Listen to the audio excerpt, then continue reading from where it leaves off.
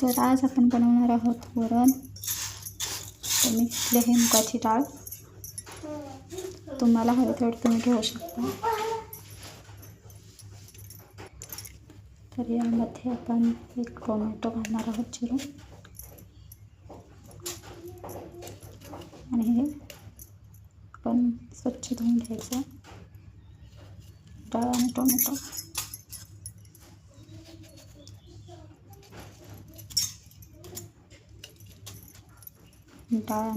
आपण धुवून घेतलं आहे. आपण कुकर लावूया. कुकर सुद्धा धुवून घेऊया. कुकर घेतला आहे तर आपण मध्ये धुतलेलं डाळ आणि टोमॅटो टाकूया.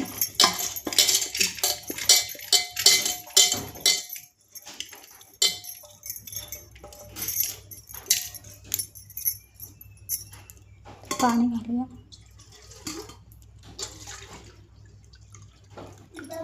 तर ह्या चाटीने मी एक वाटी पाणी घालते. हळद. याच्यामध्ये तुम्ही एक हिरवी मिरची सुद्धा टाकू शकता. तर ती माझ्याकडे अवेलेबल नाही त्यामुळे मी टाकू शकत नाही.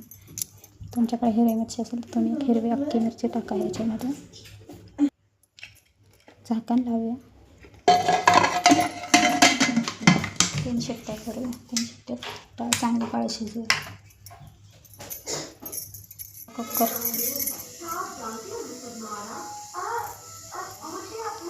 आपला कुकर थंड होतं तोपर्यंत आपण मसाला करून घेऊया. मी घेतलेली कोथिंबीर, जिरे, खोबरं ठेचलेलं आणि 6-7 पाकळ्या लसूणची घेतली. ठेचल्यावरती हा मसाला तयार होईल आपल्या वरणासाठी. बघा आपली डाळ शिजवलेली आहे. ही शिजवून घेतली आहे डाळ. आता आपण फोडणी देऊया. तर आपण वरणाला फोडणी देऊया. गॅस मिडियम ठेवायचा आहे. तेल टाकूया. जिरे, मोहरी, कढीपत्ता, आणि आपल्याला वाटलेला मसाला.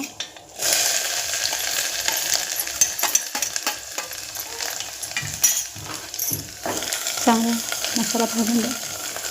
तेल सुटेपर्यंत टाकायचा आहे मसाला.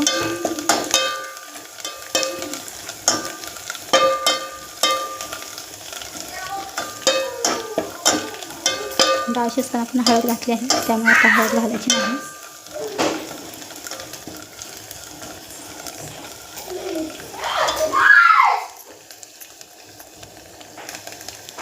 आता मसाल्याला आपलं तेल सुटलं आहे. जवळून दाखवते.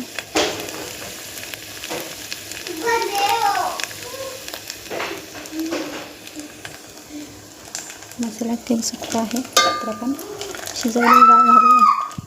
त्याच्यामध्ये आपण शिजवलेली डाळ घालूया.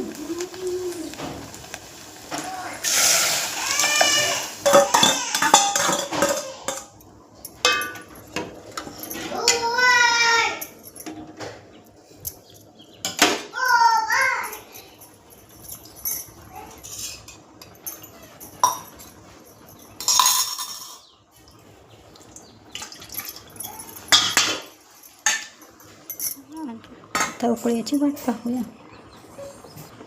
आपल्याला यात चवीपुरते मीठ घालायचे आहे.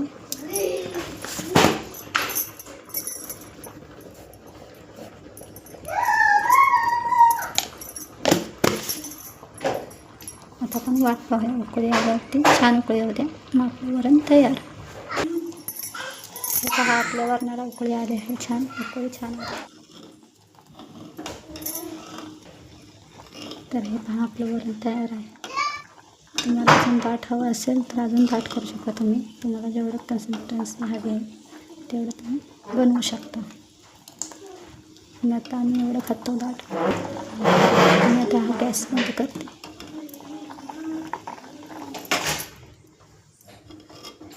तर हा आपला वरण भात तयार आहे.